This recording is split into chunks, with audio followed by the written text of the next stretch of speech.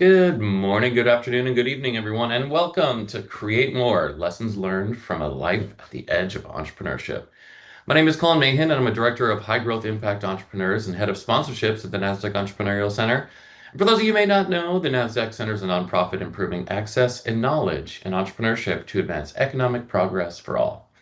As you're going to see in the chat in just a moment, the NASDAQ Center provides programs, resources, and exceptional mentorship to help entrepreneurs fuel prosperity, no matter where their journey begins.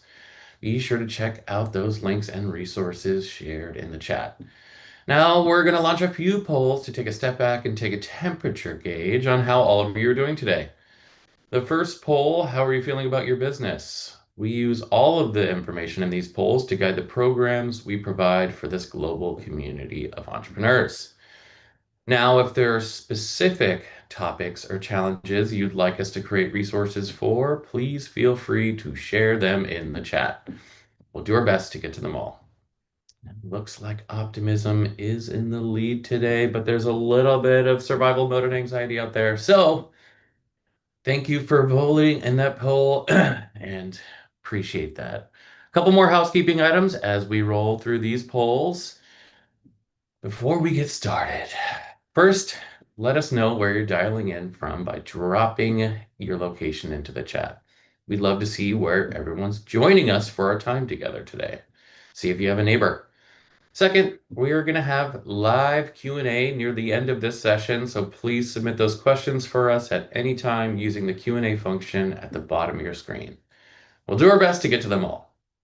Now, while you're answering these final polls, I'd like to take a moment to recognize the incredible support of our corporate partners. The work that we do at the center wouldn't be possible without the generosity and belief of our partners and funders, including NASDAQ, Wells Fargo, JP Morgan Chase, KPMG, Walmart, the Asian Innovation Hub, Wilson Sonsini, the Nourit Foundation, the Global Innovation Institute, KKR, and BPM. We're deeply grateful for their partnership, and we hope you'll join us in sharing that appreciation as well. All right, the last poll looks like sales is in the lead, followed by finance and marketing. So thank you for all of that. And let's see where everyone's dialing in from. We got Philly, Augusta, Georgia, Houston. Nice, welcome. Chicago, Chicago. Love that. Hope you're staying warm out there. Aloha from Oahu. All right, we got we got some morning. We've got Washington D.C. Yeah, let's see, Boise, Elk Grove, awesome. Florida, New York. Love to see all of the different locations, and thank you for all for joining. So without any further delay, please join me in giving a warm welcome to our special guest. Len Jessup is a managing partner at Desert Forge Ventures. Len, so happy to see you. Thanks, Colin. Good to be here. All right, well, over to you. Looking forward to learning more. All right, here we go. Let me get my tech going here. I'm going to share first. Here it comes. And I've got a timer, Colin, just to make sure I keep this in on the rails. Well, thanks again to Colin and Riley and Michelle, and to you all for being here and allowing me to do this. Doing a talk from the new book that just came out about 2 weeks ago, Create More. Lessons Learned from a Life at the Edge of Entrepreneurship in 5 Acts is technically the full title of the book. Again, it's just released 2 weeks ago with Entrepreneur Magazine, and it's a follow-on, like the companion follow-on to Selfless, a book about selfless leadership or servant leadership that I did just a little over a year ago. That it came out with Forbes Publishing, and they're kind of a good in a 2-box set, if you will. Thesis of the talk today is what makes a great entrepreneurial leader. We're going to kind of talk about the psychology of the entrepreneurial leader and how that extends to different settings. And then how can I be one? Because there's things that it's the nature versus nurture argument. And some of this can be learned. And I'll talk about a little bit about that as we go along. And that's a picture of me here. I'm at home in Vegas. I'm sitting there at the dining table. Technically, I'm in Henderson up in the foothills.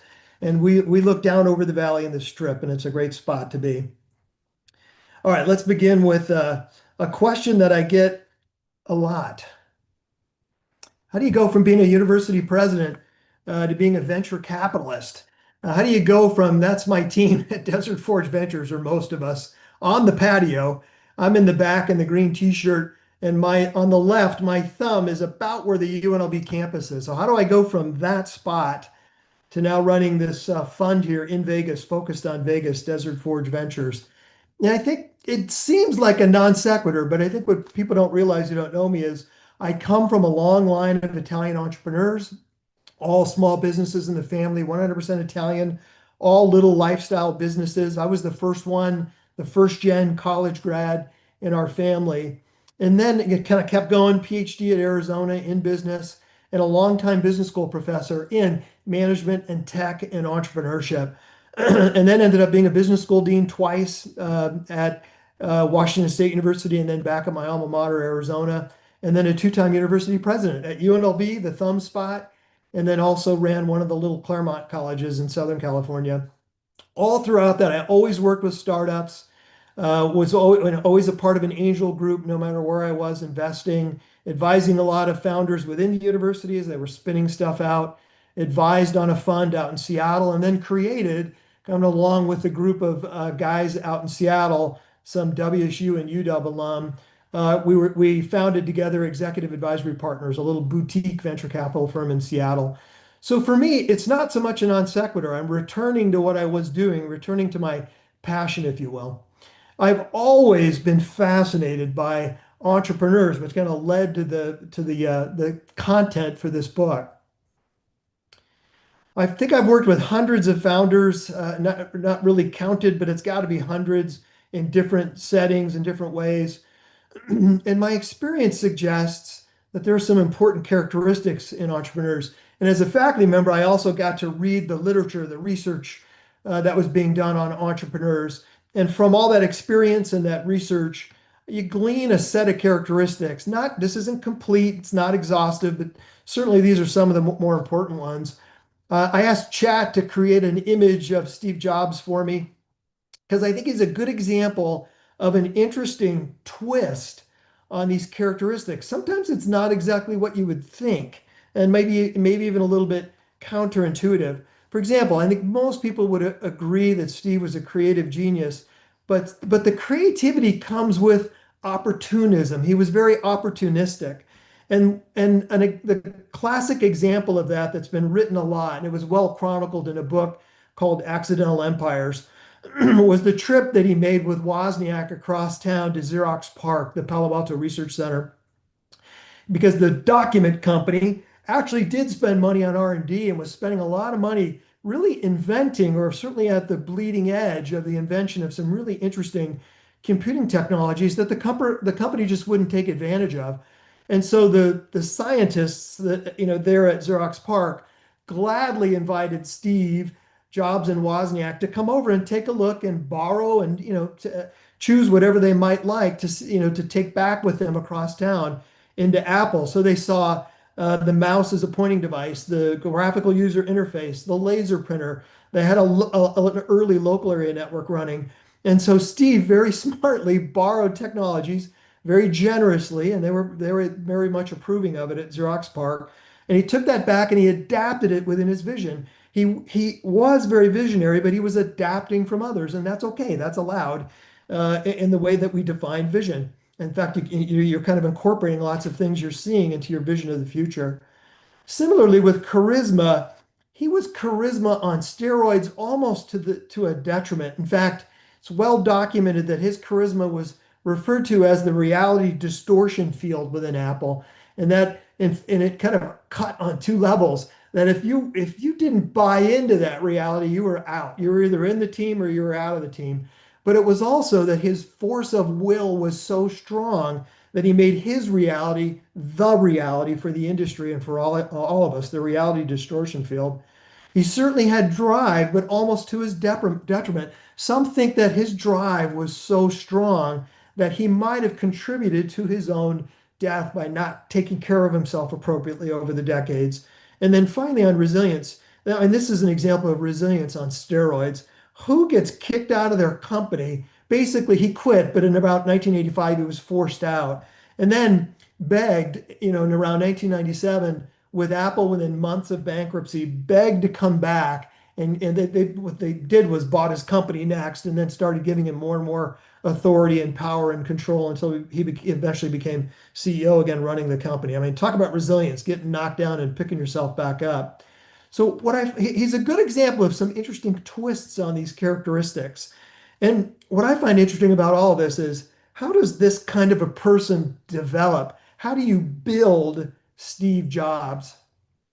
So, child's play, let's start there. We do a lot in the United States, and I use that just as an example, and this same could be said for countries around the world. But the United States, we do a lot around entrepreneurship.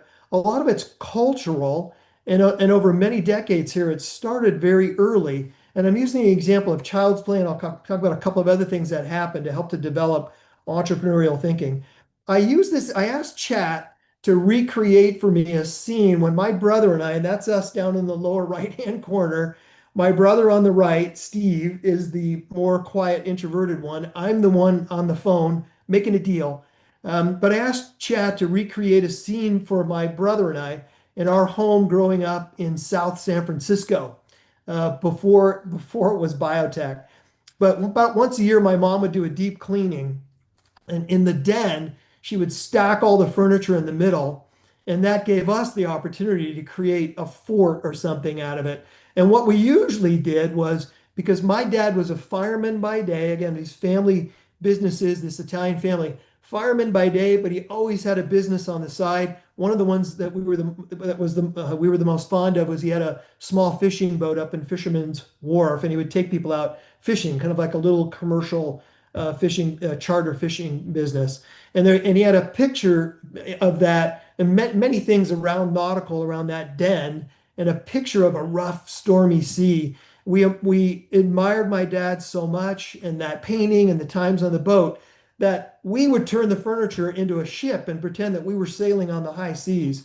Creative play that my mom encouraged. And there's a ton of research that suggests that letting kids indulge in that creative play and that imaginative world leads to really good things later on. My mom also did something else with us, not only letting us build forts like that, but she let us build a lot. And that's also associated with good, healthy entrepreneurial thinking. She encouraged it from building with Legos to the little, Pinewood Derby cars, and then the bigger soapbox cars, coasters, and then it expanded and got riskier to, jumping our bikes over ramps. We built forts so high in trees that I would never let my kids do it now.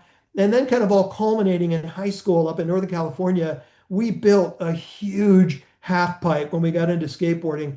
And we did it in our shop class. And we built a little scale model of it first, and then built a gigantic ramp at school in a shop class, and then had to get out a big truck to haul it back home again. Featured in our local paper with pictures of us trying to jump out of the pipe. But anyway, it was perfect incubation for us as little kids, to learn about creative ways to take that building to another level. She also, as an aside, was really good about helping us learn how to earn money, earn our own money, cutting lawns and doing landscaping around the neighborhood, and then saving it and managing it, and then being able to help us to spend it on our passions, like the half pipe in high school. That carried through for us at work, because then when I got to Chico as an undergrad, I got the opportunity to build a PC lab when that was a new thing. Then getting down to the PhD program in Arizona and seeing a decision room that was PCs on a local area network when that was new and there weren't LANs. And I got to see them and participate in developing software so that people could collaborate around PCs together. Kind of the precursor to Lotus Notes, and then eventually to the internet and Twitter and all the Google tools that we use to collaborate. It's pretty fun, and it really worked. And as a country, we do a lot, not only culturally, like the things I described at the level of a family, but also more sort of practically and socially through K through 12 with clubs like DECA around entrepreneurship. And then now at universities, it dominates business schools, entrepreneurship programs and majors. So kind of systemic learning about entrepreneurship as you get a little older, if you go to college. And then some schools that take it to the nth degree. University of Utah, the Lassonde Center is famous, a live and learn facility for entrepreneurs where you can be doing it 360 with others of a like mind.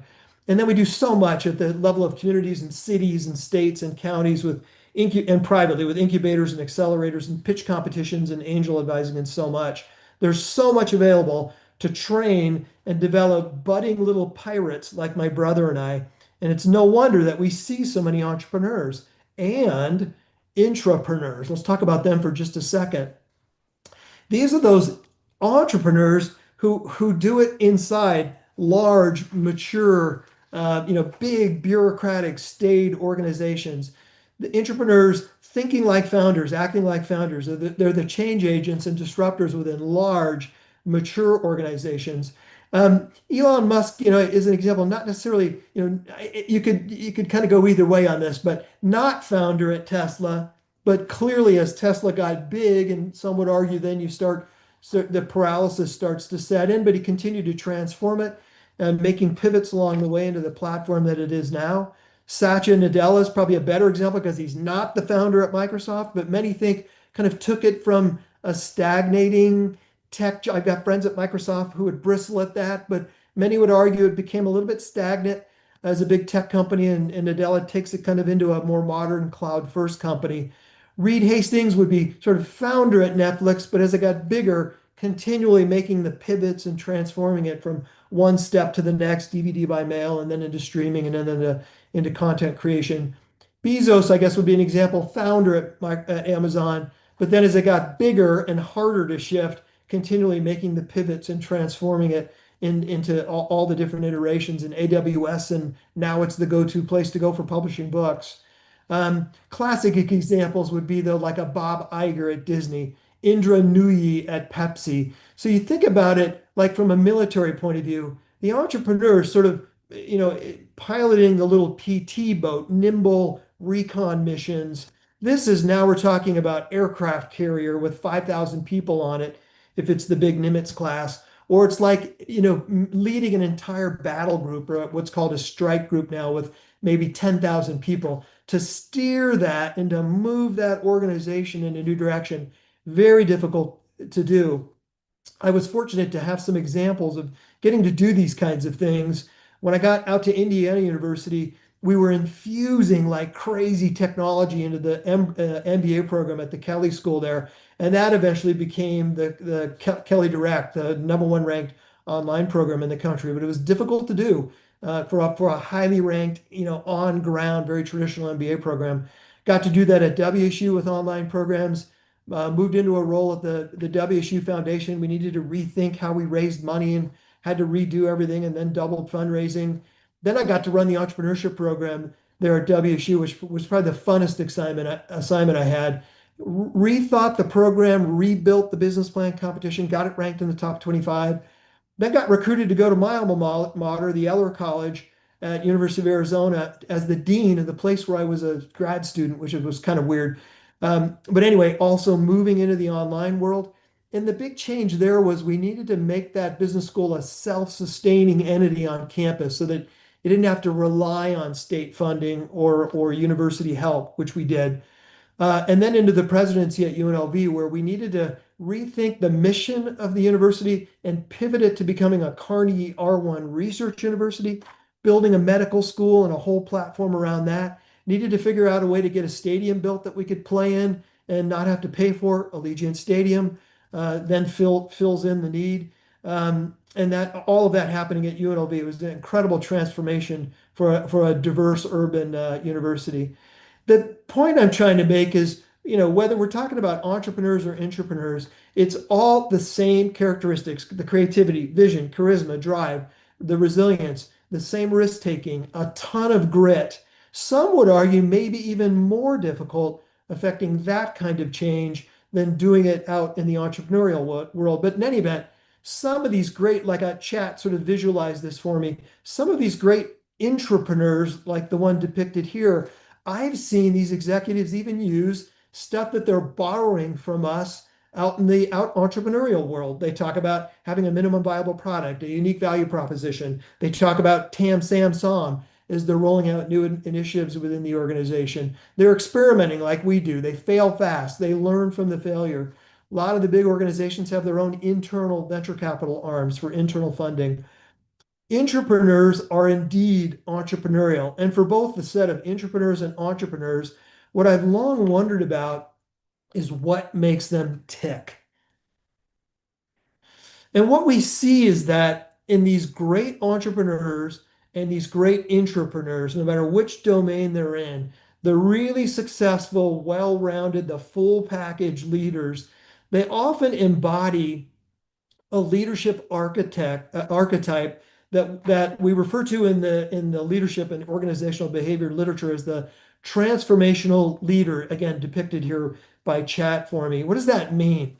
First, these are leaders inside teams and organizations that they lead those teams and organizations to incredible heights, massively difficult changes, achievements never thought possible, but also that they do that by getting alignment. This is the social part of it. They get alignment around a shared vision, sometimes a co-created vision, which is what it's kind of counterintuitive to what you would think around these strong leaders. But the most important part is these are leaders that are not only transforming the organizations, but the team members are transformed in the process, that the people are reaching new heights that they didn't see before or that they saw but just didn't think possible for them. So transforming the organization and transforming people. So here you got to think that it's not leadership as authority, but leadership as a movement that you get caught up and you're swept up in and you're engaged in. What we hear from people in these organizations or in these startups that go big and get successful is, I didn't just work for him, or I didn't just work for her. I didn't just work for that person. I loved it. I love them. And I grew because of it. I'm way better. I'm so much better and I'm so much more successful now as a result of being in the orbit with that leader. We've mentioned a couple of those kinds of leaders so far. Jobs and Nadella would be good examples of that, people think. A more classic entrepreneur example would be Mary Barra at General Motors. And if you think at the level of a country, a leader of a country, many would agree that Nelson Mandela was that kind of leader, the transformational leader. I often ask executives, I do a lot of coaching, and a lot of my friends are executives, entrepreneurs on the big, inside organizational side. And when they get stuck and they're frustrated and they're mad about stuff they can't do and what's happening, I just ask them a simple question. And these, again, executives within large, mature organizations who are frustrated. And I just say, what if this were your company? What if this was a startup and this was yours? You owned it. What would you do? And then the reactions typically, oh, well, I'd fire that guy. I'd get rid of him. And I just look at him and I say, well, what's stopping you? Or they'll say, I'm so frustrated because we're spending all this time and effort over here. I've got board members who want me to be doing this, and it's a total waste of time. It takes us away from what we really should be doing. Again, what would you do if you owned the company? And the reaction is, oh, I just stopped doing it. Okay, what's stopping you? So it reminds me just to have a little fun here with the example. You might recall in the movie The Matrix when Neo realizes he's no longer bound by the system and that reality actually bends to him, that he's in control. And it's that moment I love in the movie when he's in the Matrix and the bullets are flying at him and he just puts up his hand and he very calmly just says no, the one word. And then he kind of, I think he grabs one and looks at it and then just kind of puts his hand down and his gaze goes down and the bullets come down. He's realizes that he's going to stop reacting and he starts choosing. That's the moment that I try to get these executives into to realize that they're in control. And it's really about them. And they decide, they choose. It's here. There's really good organizational behavior leadership research on this by a fellow named Hirschman. So there's some science behind this, and that whole framework's called exit voice loyalty. Loyalty is when you get in those frustrating situations, whether you're in a big organization or you're out in the startup world. Loyalty is that you just decide, I'm going to go along. I'm just going to suck it up and I'm going to shut up and I'm going to go along and just keep doing this. I need to do this. I need the money. Exit is when you say, nah, I'm not doing this. I'm out. I'm going to go do that. I can do it better. I'm going to go do it with a different organization or I'm going to do it on my own. And voice, that's the courageous entrepreneurs that stay in and voice the opposition and they act out against what they're seeing and they affect change Takes a lot of courage and risk taking to do that. But in any event, that is all up here, whether we're talking about entrepreneurs or entrepreneurs. For these transformational leaders, it's all about what's in here between the ears, and it's all about what we call mindset. So people ask me when I give this part of these talks, is that just extroversion? Is this we're just talking about the loud extrovert? Is that what it takes to be the great entrepreneur and entrepreneur? Here's me, the loud extrovert. I'm actually not that extroverted. I'm only slightly E when I take the personality inventories. This is a moment of me overcome by passion.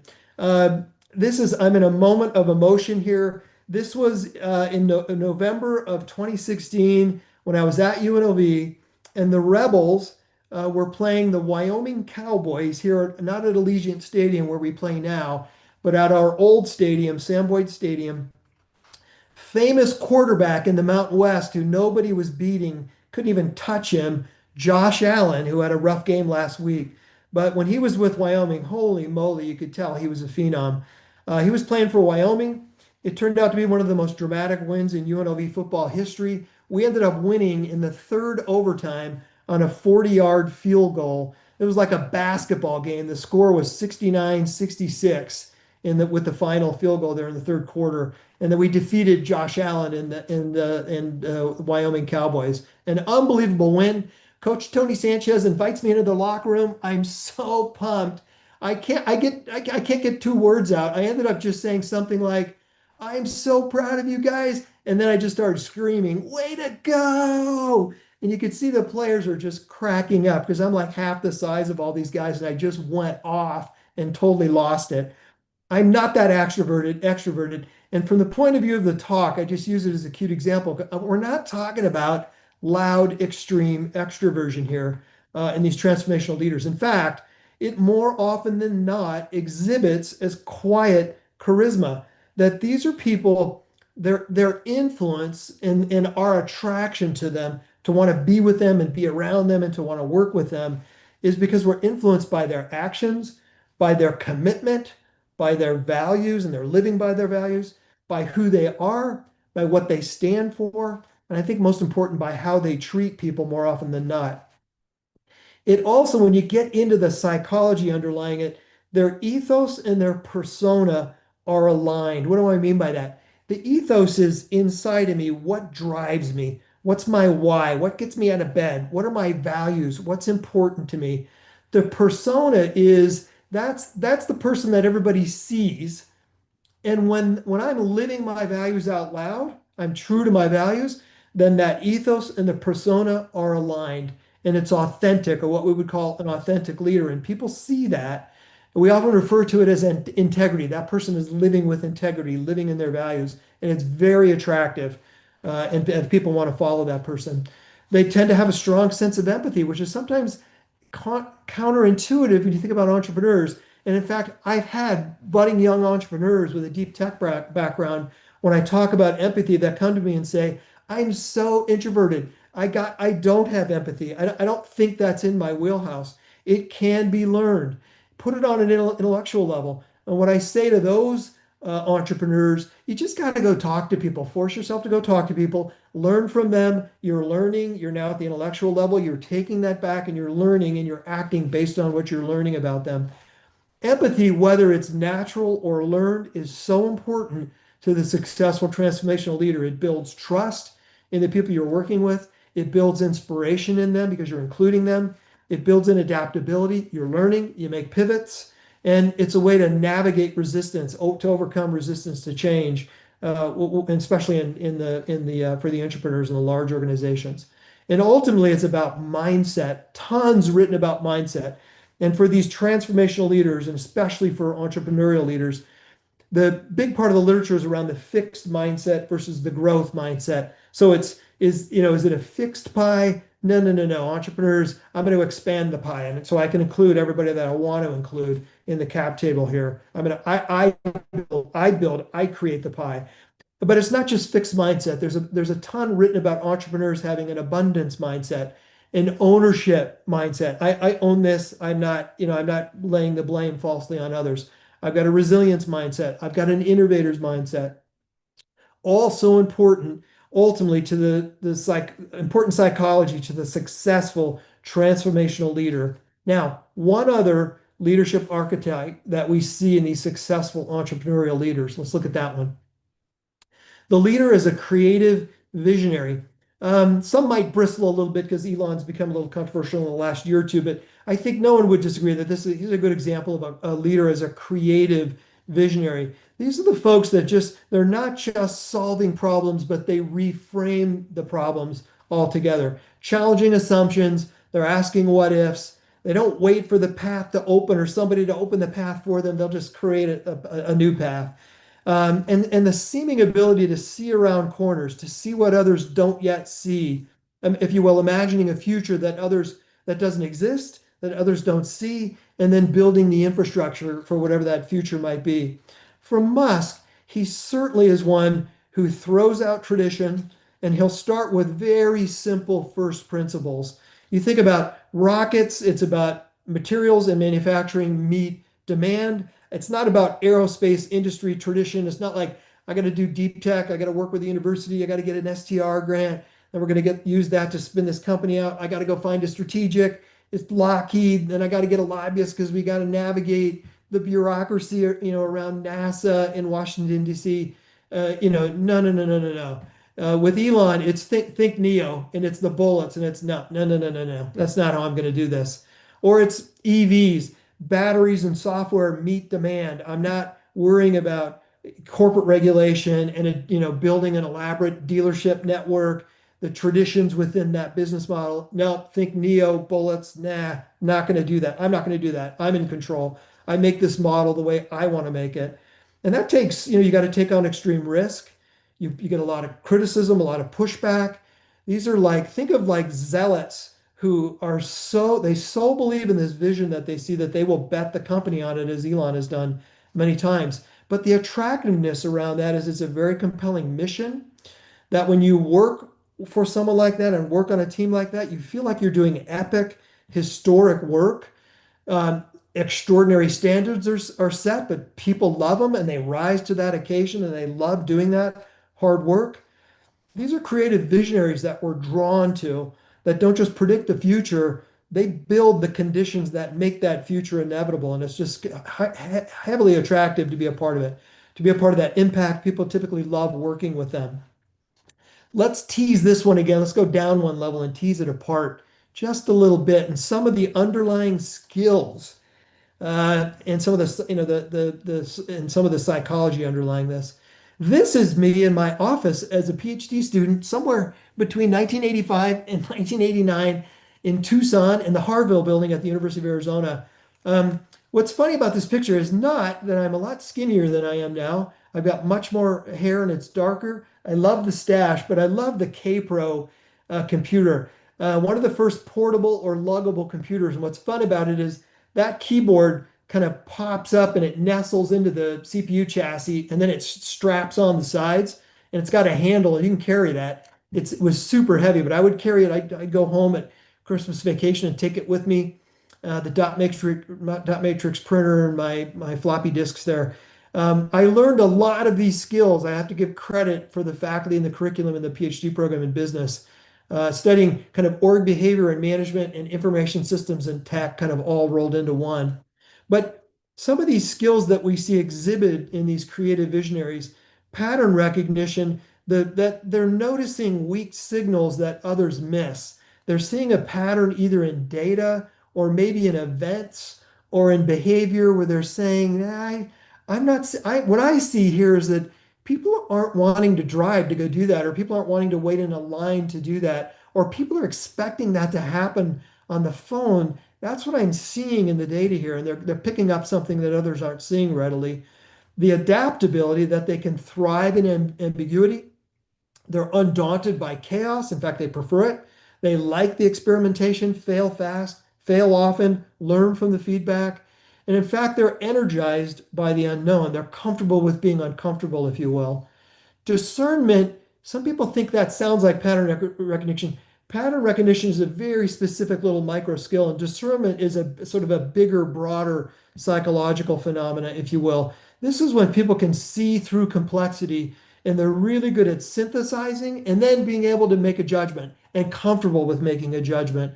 And the timing around when to make that judgment, maybe restraint that they know they can discern when to hold back and not do something and just wait, or that they come in at just the right time with that moral clarity where they'll say, this is wrong, folks. This is wrong. What we're doing here and what we're doing with these customers is this is wrong. And everybody knows it knows it. And they look and they just say, God, that's brilliant. It's brilliant.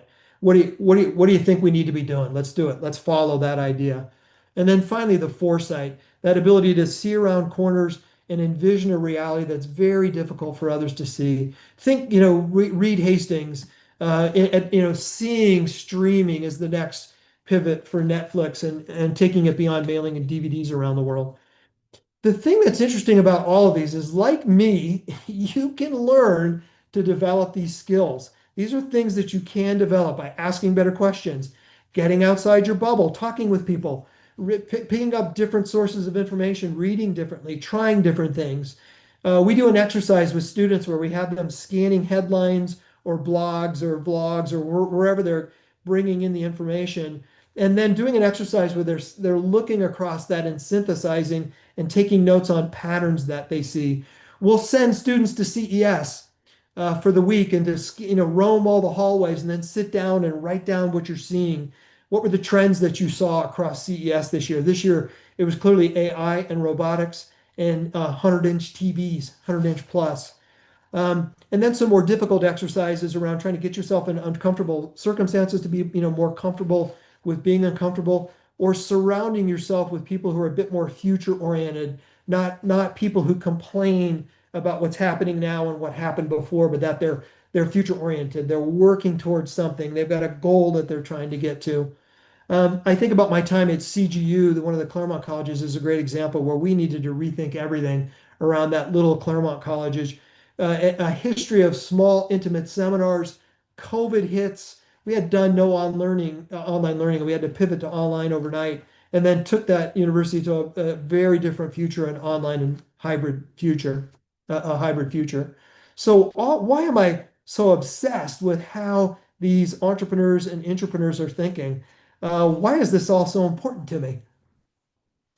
A lot of people believe that this is exactly the kind of leader we need right now, not only in the United States, but all around the world. It's the leader we need. So I asked Chat to create a little image of Jensen from NVIDIA, kind of leading us out of the fog, if you will, leading us to clarity. And many people believe that he's doing that. There's a concern right now here in the US that the US was built for this, but that we're starting to lose it. We're losing that edge a little bit. If you think about it really quickly, right from inception, the United States has had some flaws, and certainly around the way we dealt with indigenous people, not good. But we also did some things that were good for in terms of entrepreneurship. We built it into the DNA. We built patent and IP laws that let people benefit for a long time from the work that they did. That doesn't happen that way in other countries.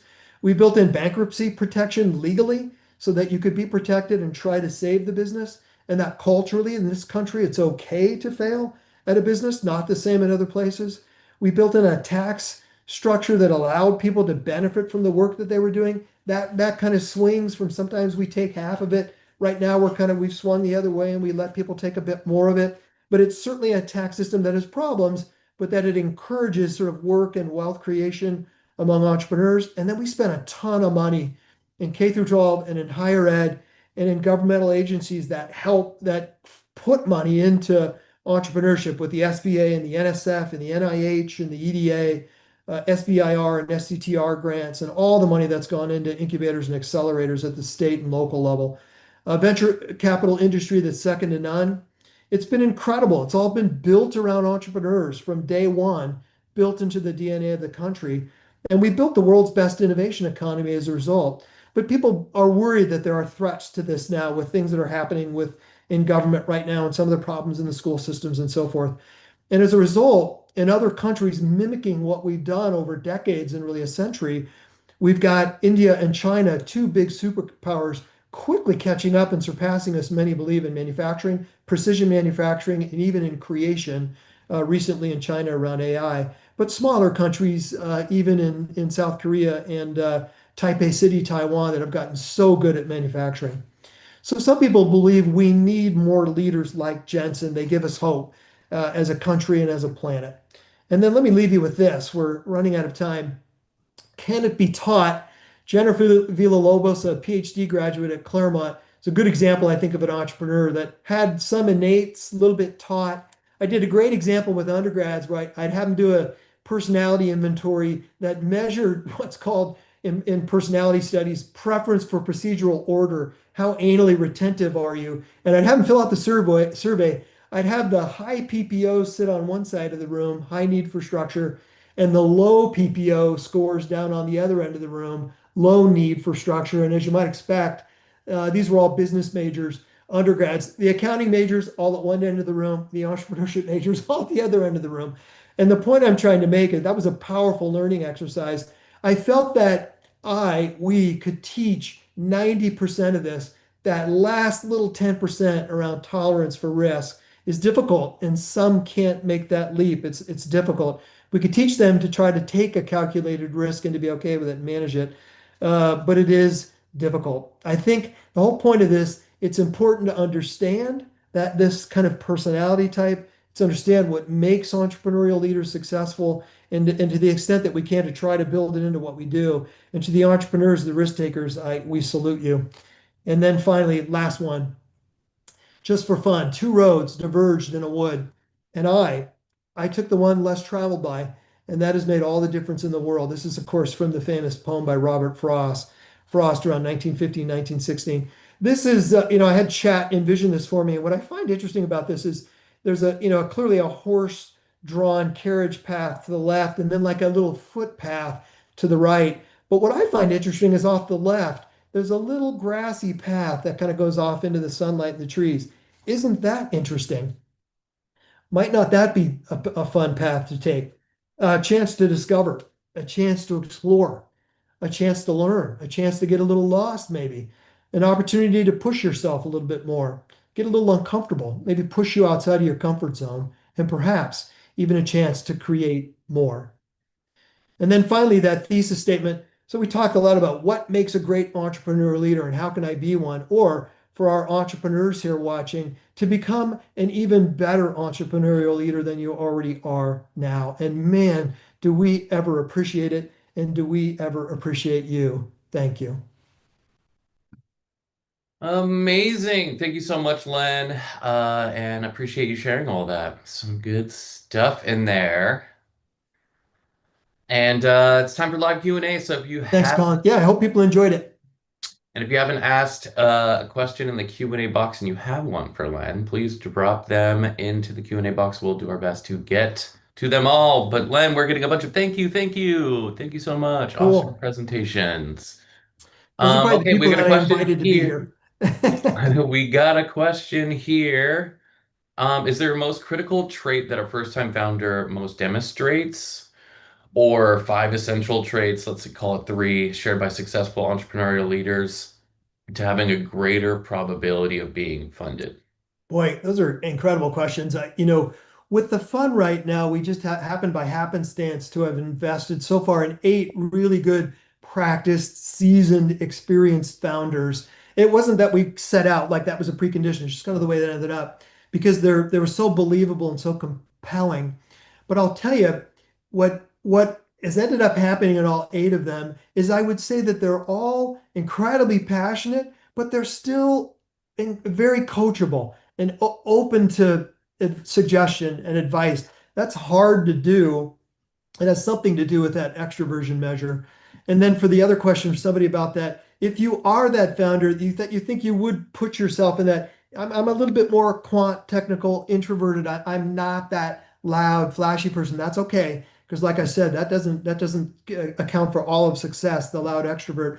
But there are things you can do to push yourself a little bit. And we see it in some of these founders, even though they might be more introverted, they'll push themselves to talk and to get to people and to look them in the eye and talk to them and learn from them. And you can do that. And over time and repetition, you can get better at it and get a little bit more comfortable with it. And you have to, because you're selling. You have to sell. You got to sell to investors. You got to sell to hire people. You got to sell to bring on partners. You've got to be able to do it. You got to develop it.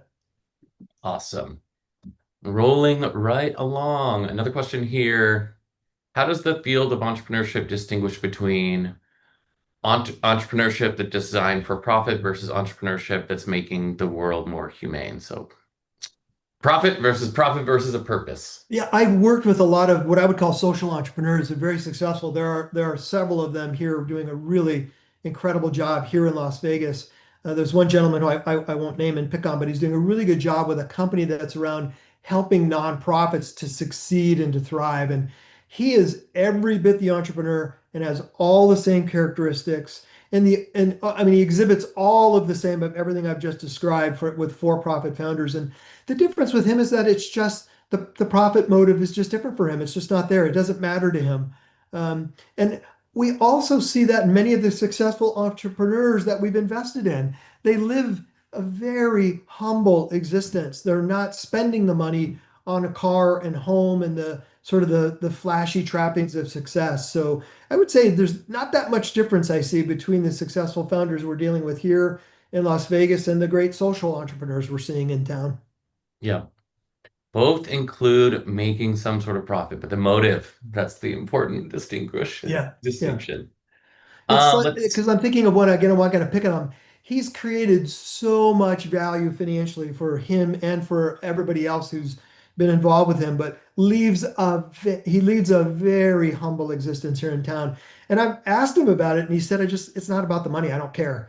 I want to create value and impact, but it's more about the impact than it is me having a bigger home or a cooler car or Yeah, taking cooler trips or whatever it might be. totally. But you still have to make that money to keep the business running. To have the impact, yeah, I mean, Yeah, you make money and you end up having the impact. amazing. Another question here. Will you speak more about the alignment needed for what makes a great entrepreneur great? You mentioned the ethos and integrity needed, but I believe there was something else you mentioned around that bullet point. Yeah, it was kind of like it's the ethos and persona and it's living values out loud and the exercise. My wife is the really the expert on doing this and a lot of her work is around this.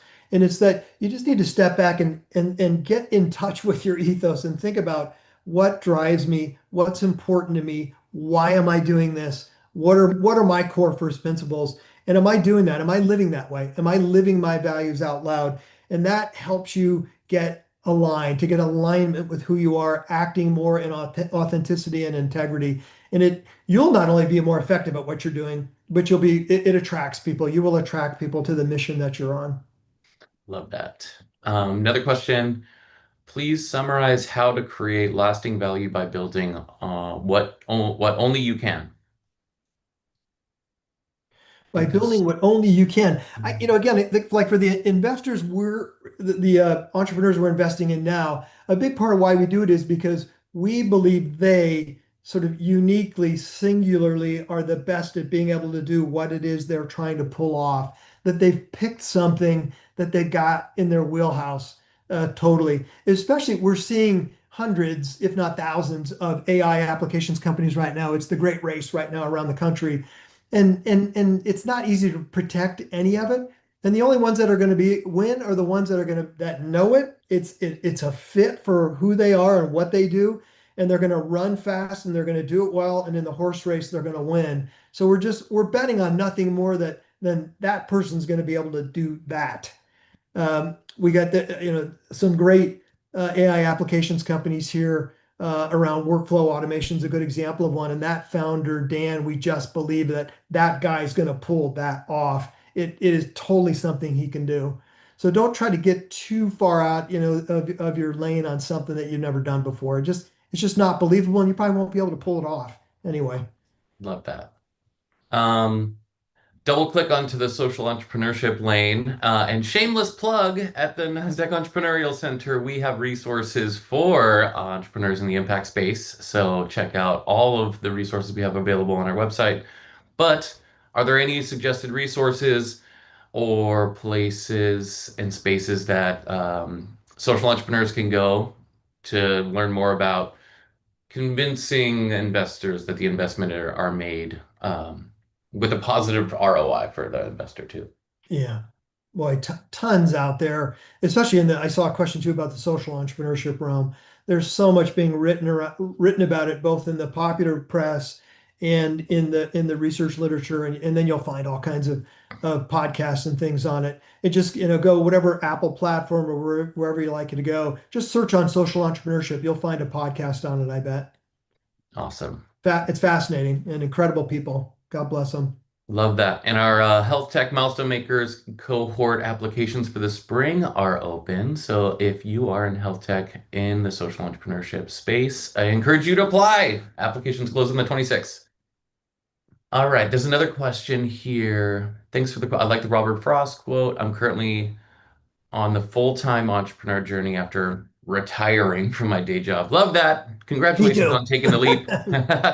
It's scary for me because I have been used to walking the path well traveled. Yeah. Um, do you have any advice to how to keep the imposter syndrome at bay and keep the momentum growing? Wow, that's a great question. I, I have to admit that when I left the presidency at Claremont, come back up here and to do the fund, even though I had all that entrepreneurial background and investing background, I did feel imposter syndrome as I began to do this. And I just, I worked hard to be confident in what I was doing and to learn as much as I could and to talk to many people as I could. I've got, family still up in the Bay Area in the industry, and so I got family in the industry to get me in touch with venture capitalists in the Bay Area. I went back to some of the people I knew at universities that were doing big Carnegie R1s and AAUs that were doing venture capital funds. And I sought out the people running those funds and talked to them. And I schooled up and made myself competent. I felt confident myself that I was up to speed. And you just got to go to school, and then that builds confidence. And I felt it when I started. We Yeah, created the underlying corporations for the fund about a year ago to the day, and I was a little scared when I got started. I love it. And I've heard in the past, lots of practice, right? Exhibition matches. Yeah, Don't have your first conversation be with the most important person on your target list, right? yeah, Like, yeah. Pitch your friends first and let them beat up on you. yeah, there you go. Let's see. What's the best way to create balance in your business venture to help prevent a cycle of burnout? Wow. There were times in my career where I was doing the 80, 90 hour, a week or more work weeks and not quite sleeping under the desk, but I might as well because for how much time I spent at work. And I had to have people in my life who cared about me tell me and pull me back a little bit. I was not good at it, at noticing it myself and to say, man, you're working really hard and you might want to just take it easy. And quite frankly, I went when I started into the dean role, it was about a 20-year run, kind of dean and VP and president, like 20 years high octane leadership roles in higher ed. And it's straight, kind of practically straight through. And quite frankly, when I got to Claremont 6 years in and I hit burnout, I hit the wall. I'm just about to turn 65 and I'm in reasonably good shape. And I still have a lot of, energy and tire on the tread, as they say, but I hit burnout and I had to pull back and just say, I got to do something different. It's time for me to do something different.